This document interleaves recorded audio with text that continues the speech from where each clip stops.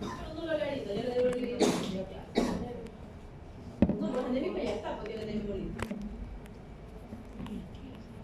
Porque, a ver, ¿cuáles son los signos de Mollis? Usted. Esto es lo más interactivo, porque si nadie le está atendiendo a la compañera. A ver, dígame signos de Mollis. 5, nómbreme 5. 5 signos de Mollis. ¿Cómo se llama? Apellido, Barresuel. A ver, Barresuel. 5 signos clínicos del laboratorio de Mollis.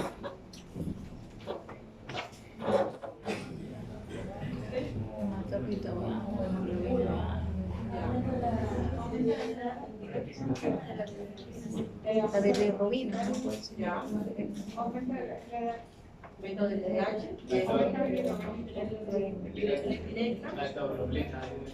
actoglobina disminuida y reticulocitos aumentados. Eso no va a cambiar nunca en la vida. Todos los signos deben estar juntos, no pueden estar por separado. Cuando nosotros hablamos de anemia hemolítica, porque en el transcurso del tiempo ustedes van a ver que van a existir múltiples causas o patologías asociadas a hemólisis, pero el concepto no cambia de anemia hemolítica. Hemoglobina baja, que generalmente como es la anemia hemolítica, normo, macro o micro. A ver, alce la mano, ¿quién dijo micro? ¿Quién lo alza la mano? ¿Quién dijo quién suma que es micro la anemia hemolítica? Yo también creo. ¿Hace la mano? Ya. ¿Quién dice que es normo? Ya. ¿Quién dice que es macro?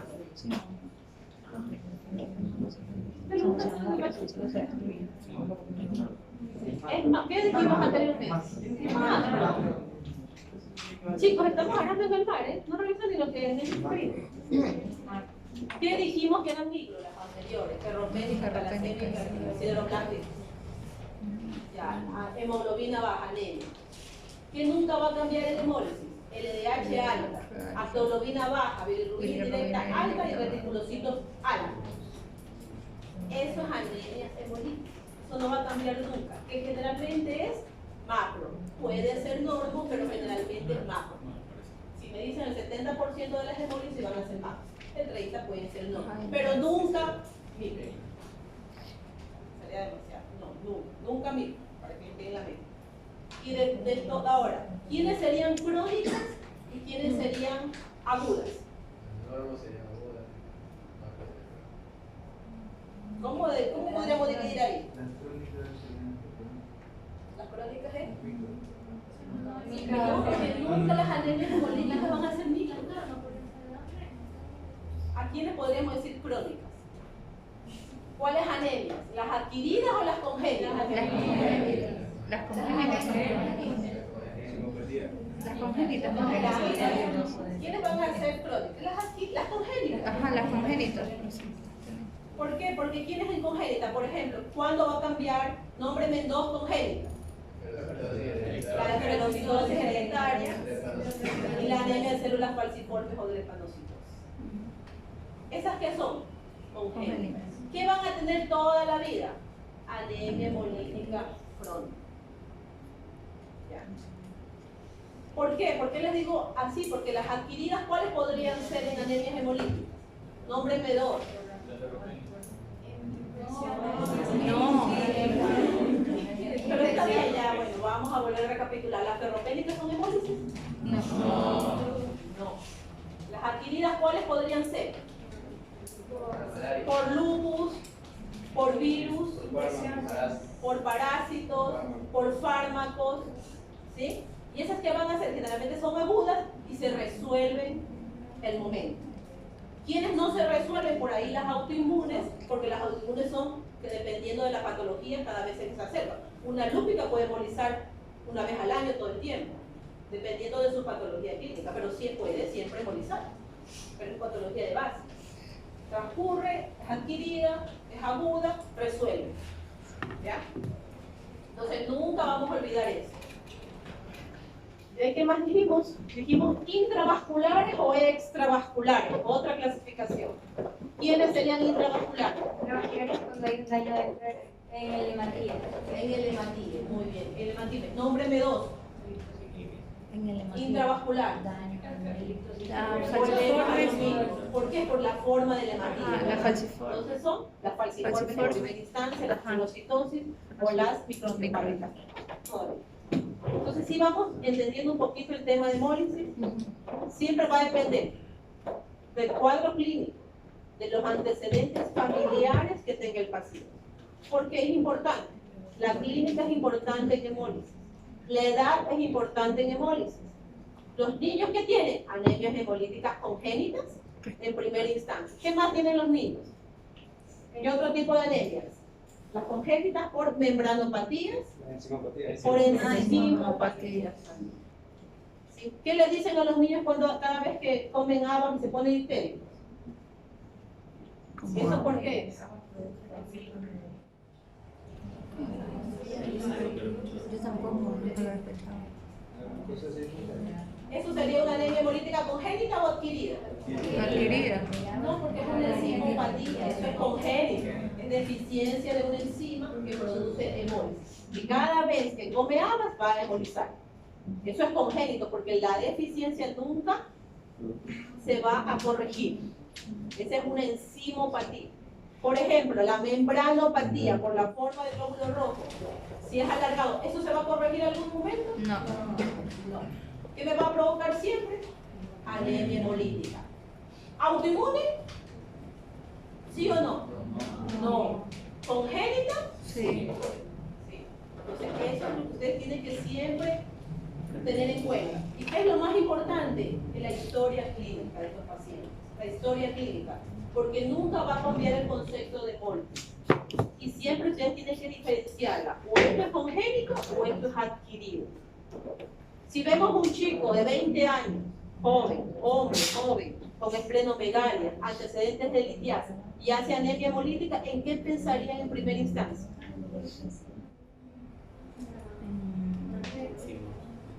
¿Qué le vendría a la cabeza? Pero estamos hablando de un joven de 20 años. Congénita. Litiasis biliar, esplenomegalia, anemia hemolítica, ¿qué sería lo primero que pensaría?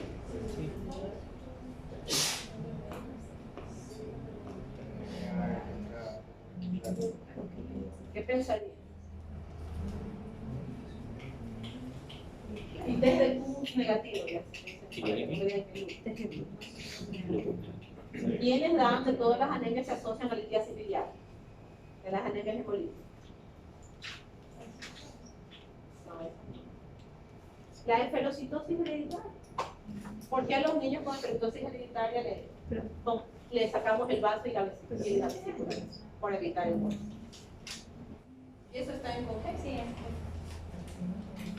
Ahora, ¿qué paciente? Hombre, 20 años, que tiene úlceras en los miembros inferiores y anemia hemolítica, ¿en qué patología empezarían en primera instancia?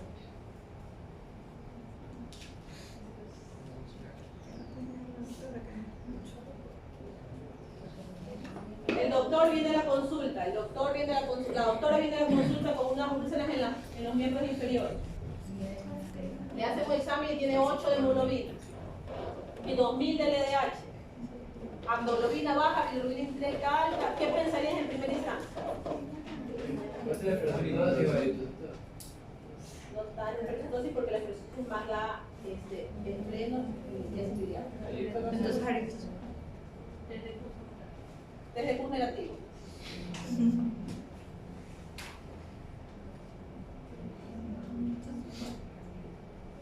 Las falciformes. La anemia falciforme da úlceras en miembros inferiores por la microangiopatía. Porque hace úlceras. Otra. La doctora se va después de un ejercicio extremo, hace una anemia hemolítica. ¿Qué pensaría? ¿Qué tipo de patología podría ser?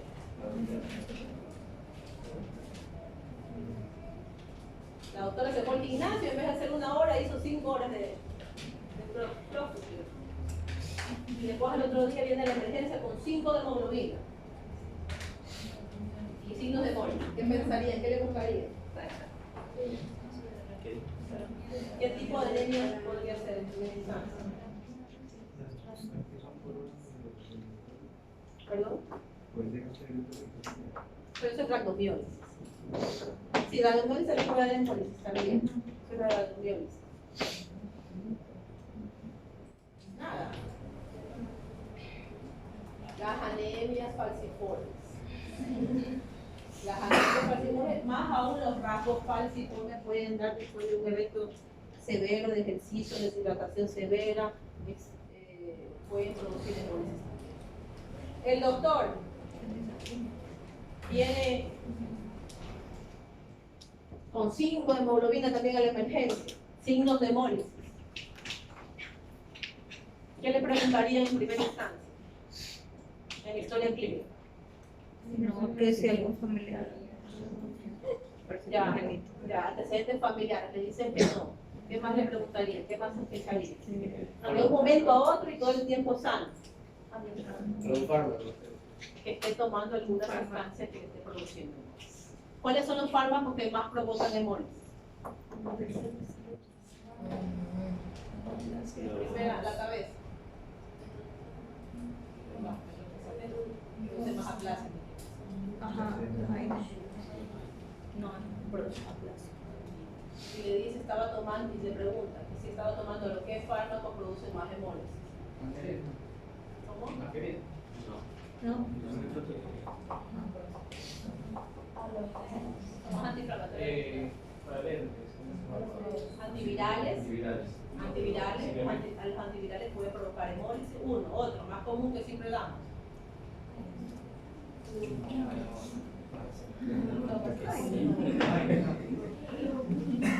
¿Sabes que nadie lee? La cefalosporina provoca hemólisis. La cefalexona provoca hemólisis. La cefalosporina en primera instancia. Los antivirales también provocan hemólisis. ¿Qué más provocan hemólisis?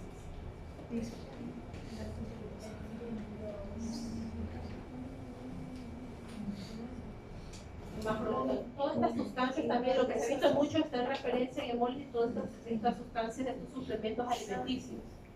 También tenemos evidencia de provocar muchas hemólisis, ¿sí? Entonces siempre es importante preguntarle qué está tomando.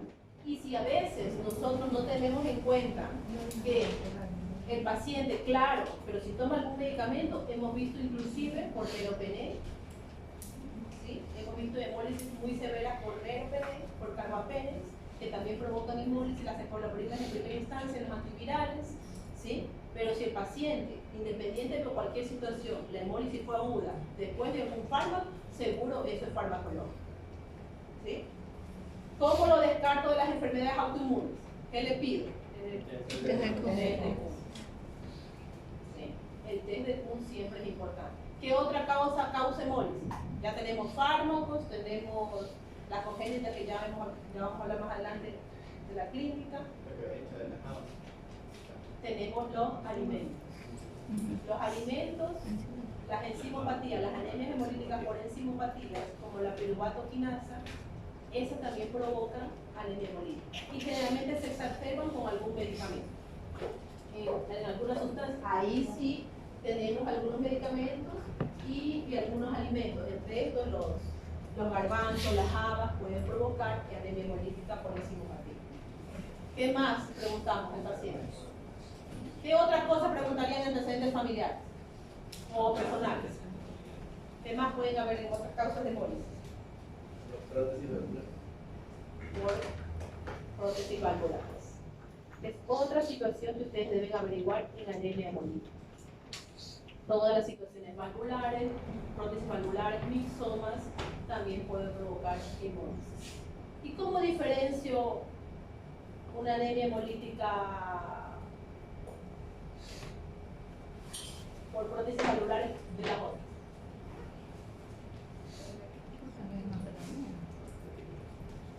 Sobre ahí en antecedentes familiares y personales. No va a haber antecedentes familiares, el test de Kuhn negativo, tiene todos los signos de hemólisis, ¿sí? ¿Y qué más veo ahí? ¿Qué es lo que me hace indispensable diferenciar de las otras anemias? No, pero estamos en la sospecha. ¿Qué más más le haría?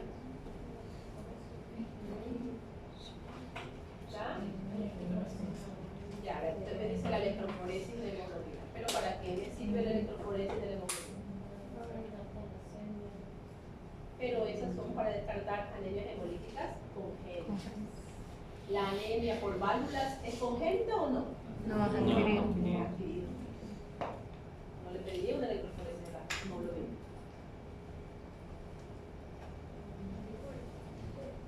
Ya, me dice anticuerpos. ¿Qué anticuerpos? Usted me dijo, ¿quién me dijo anticuerpos? Si le pidiera anticuerpos, ¿cuáles serían? Digo yo, no, ustedes me dijeron anticuerpos.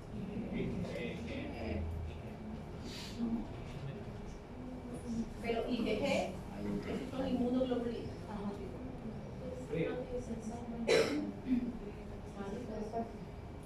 El frotis en sangre periférica. Eso es lo indispensable. ¿Por qué? A ver, alguien que me diga por qué un punto en el examen. Los esquistocitos. Pero ya creo que están enredados. Sí. Sí. Le tiene un punto, sí. ¿Por qué les digo esto? En el diagnóstico, para hacer un buen diagnóstico de anemias hemolíticas, lo que ustedes deben pensar, primer punto, ante una anemia, si están presentes.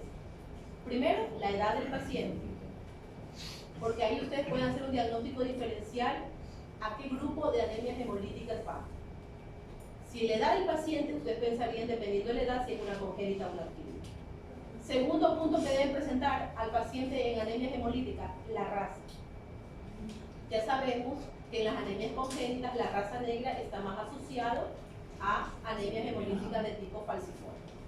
Esa es otra situación importante. Segundo, los antecedentes familiares, tanto para las anemias congénitas como son las falciformes y las anemias congénitas como la esferocitosis hereditaria. Peor aún, si en la evolución familiar tienen antecedentes de litiasis biliar y esplenomegalia, debido a que las anemias hemolíticas congénitas tienen los antecedentes familiares parecidos, ¿no? Tercer punto que debemos hablar en los antecedentes, los alimentos y los fármacos, muy importante. Porque todas estas anemias, todas, ya sean congénitas, adquiridas, agudas o crónicas, los signos de hemólisis van a ser los mismos.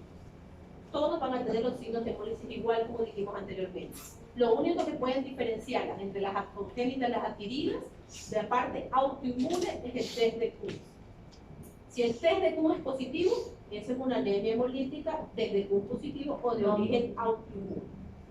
El resto, que no sea test de Kuhn positivo, tienen que ver ustedes qué tipo son, de las congénitas o el grupo de las microangiopatía, que es otro grupo muy grave de anemias hemolíticas. Sí. Hasta ahí, más o menos. Ya, ahora vamos a hablar solo de las congénitas. Sí, vamos a comenzar con las alteraciones de la membrana eritrocitaria. Como ya sabemos, la membrana eritrocitaria va a estar conformada por una bicapa lipídica atravesada por proteínas transmembranas. Y en el centro va a estar conformada por proteínas esqueletos unidas a proteínas transmembranas por proteínas de unión. Esto de aquí es lo que le permite a los eritrocitos tomar, tener la flexibilidad que tienen y poder adaptarse a las superficies pequeñas. Ya, vamos a comenzar con la esferocitosis hereditaria. Esta de aquí, también denominada enfermedad Minkowski-Chaupar, es la principal causa de hemólisis en la hereditaria en Europa. Y se transmite de forma autosómica dominante. Como consecuencia, esta de aquí se va a provocar por una consecuencia de mutaciones en los genes que codifican las proteínas esqueletos. Los principales genes van a ser la beta-espectrina, la proteína banda 3, la anquirina y la proteína 4.2. Esto de aquí lo que va a provocar es una pérdida de la superficie de la membrana celular y también va a provocar alteraciones en la forma del eritrocito. Van a tener una forma, de una forma discoide, va a pasar a una forma esferocítica, como lo podemos ver abajo en las flechitas azules. Ya. Lo que decía que esta pérdida, la capacidad va a provocar la deformidad y van a quedar atrapados en el vaso. Y van a tener una menor vida. Ya, en la clínica tenemos que los casos leves se van a diagnosticar de forma casual en pacientes adultos que presentan cálculos o cólicos biliares. y también el estudio de los familiares asintomáticos o durante la gestación.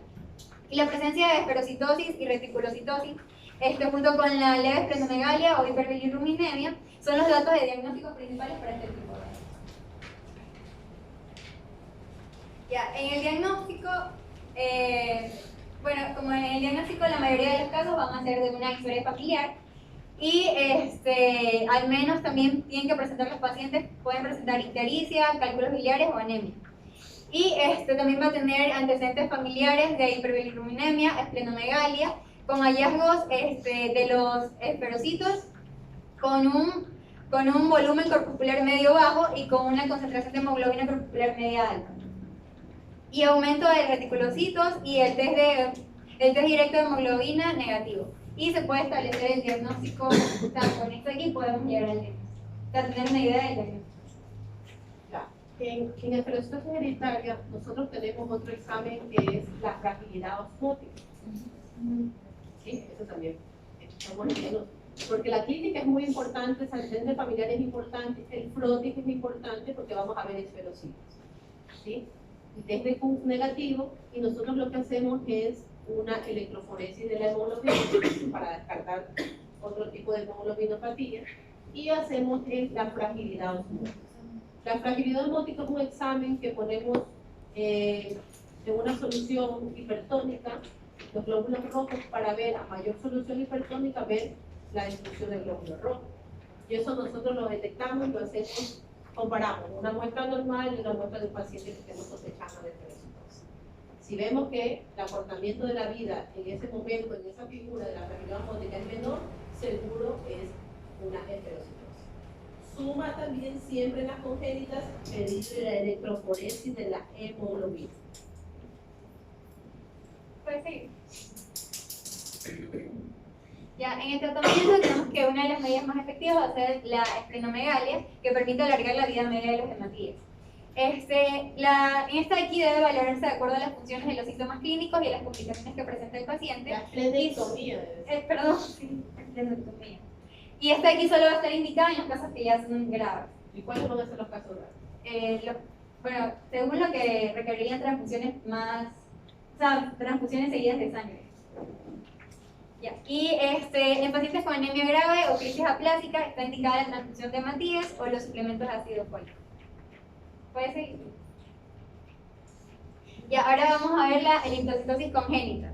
Esta de aquí se va a caracterizar por la presencia de hematíes de forma ovalada o elíptica en la extensión de sangre periférica. Esta de aquí se transmite de forma autosómica dominante y en todos los casos produce inestabilidad de la membrana eritrocitaria. Como resultado de estos efectos, las uniones entre las proteínas de la membrana de esqueleto van a provocar también la elongación de la hematía.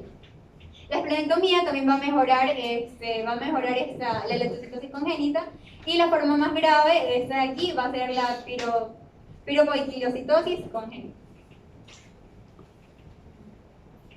Ya, la estomocitosis congénita, esta de aquí se da por defectos hereditarios de la permeabilidad de la membrana a los cationes de sodio y de potasio. Los hematíes van a presentar una palidez central en forma de boca y una pérdida de sus concavidades. En esta de aquí se van a distinguir dos formas, que son la serocitosis y la estomocitosis por hiperhidratación. En la serocitosis va a haber una deshidratación celular con aumento de la concentración de hemoglobina corpuscular media y de la resistencia osmótica como una anemia leve. Y en la estomocitosis por hiperhidratación, los hematíes van a estar hiperhidratados y van a presentarse de un gran volumen y va a haber una disminución del volumen de la concentración de hemoglobina corpuscular media y va a presentar también una resistencia osmótica. Ya, ahora las enzimopatías congénitas, sí.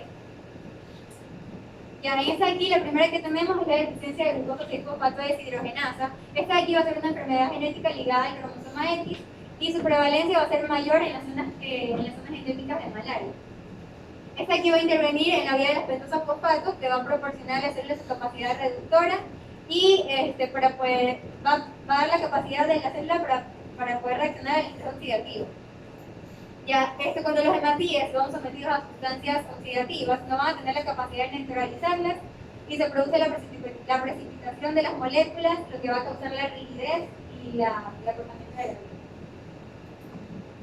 Ya, vamos a ver ahora en la clínica. En la clínica, decía yo que en los varones no se van a presentar síntomas típicos, pero puede haber crisis hemolítica intravascular aguda caracterizada por malestar, dolor abdominal o lumbar y orinas oscuras cuando se exponen a los procesos infecciosos o a algún tipo de fármacos. Y en el diagnóstico, la prevalencia de esta enfermedad va a estar dada en ciertas zonas endémicas, así como antecedentes de la exposición de agentes oxidativos o consecuencias clínicas de hemólisis intravascular aguda. Y en el tratamiento, aquí carece de un tratamiento específico. Se debe mantener un buen grado de hidratación en el paciente y vigilar los posibles requerimientos de transfusiones. Ya, y en la deficiencia de piruvato sinasa, en esta de aquí va a haber participa en la vía de la glucosis anaerobia, por lo que va a hacer que va a provocar que no se produzca la energía suficiente ATP en los hematíes para mantener su función e integridad celular. Los casos más graves se van a diagnosticar en la infancia y los casos más leves se presentan como una hemólisis crónica compensada. El diagnóstico se realiza mediante la determinación de piruvato sinasa y la esplenectomía también está indicada en este tipo de anemias para eliminar las necesidades transfusionales de los pacientes. Y la sobrecarga de hierro también es otro problema que hay que vigilar debido a las transfusiones crónicas del paciente. Ya, y la deficiencia de pirimidina 5-nucleotidasa, esta de aquí va a estar presente en el metabolismo nucleótido y se va a transmitir de forma autosómica recesiva y produce anemia hemolítica compensada. La sospecha diagnóstica inicial viene dada por el cultivo basófilo de los hematíes debido a una degradación inadecuada del ácido ribonucleico ribosómico.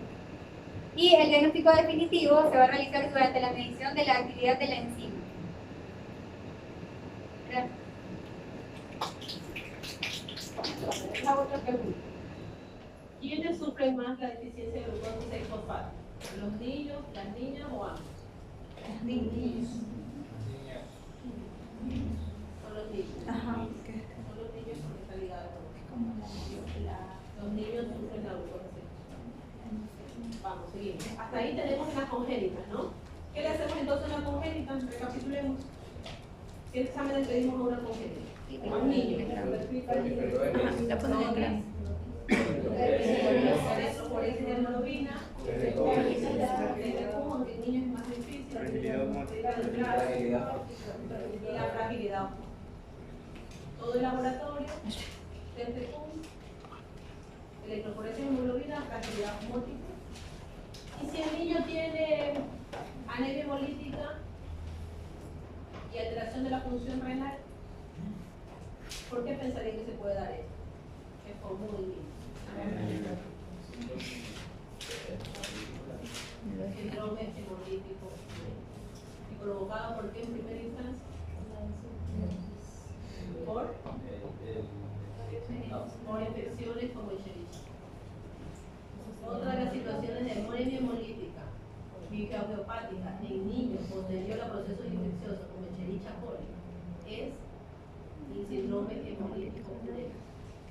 Y para que ustedes lo piensen siempre, es anemia hemolítica desde un negativo, antecedentes de infección, el niño generalmente está con diarrea, y lo piensan porque es un síndrome hemolítico urémico, su nombre lo dice, urémico. ¿Qué vamos a tener? Alteración de la función renal. Y eso es una situación grave. ¿Y qué van a ver en el prótesis? Los esquistocitos. Provocados generalmente por Escherichia. ¿Y cuál sería el tratamiento? Antibacteriano. ¿Perdón? Radicalmente. Infeccioso y Etiología. urgente, Trasplante. diálisis. Porque Diálisis, es inmediato, diálisis, porque por eso mismo ellos agudan con anemia hemolítica, y problemas renales. de un negativo, vuelvo a repetir, alteración de la función renal, esquistocitos, tiene que ir a diálisis con plasmaféresis, antibióticos y corregir el estado, situación de base. Es como la microangiopatía por válvulas, no corriges, así te va a seguir evolucionando. También provoca anemia. ¿Y qué más vemos hemolítica? Bastante, estamos viendo mucho en las pacientes que están tomando suplementos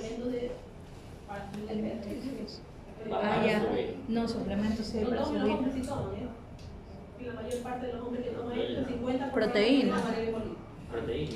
Sí, porque tiene una sustancia, la carnitina, que es una sustancia que puede provocar. A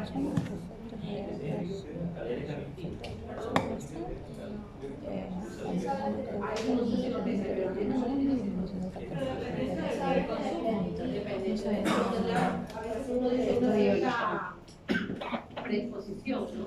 A esta situación que puede provocar.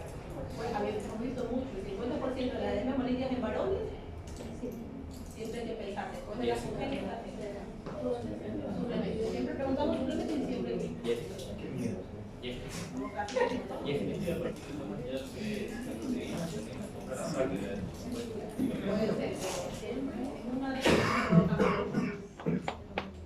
Ya. bueno, estas incongénitas, quedamos claros, ¿no? Niños, varones con litiasis fenomenales, pero citosis, úlceras falciformes, evento adverso de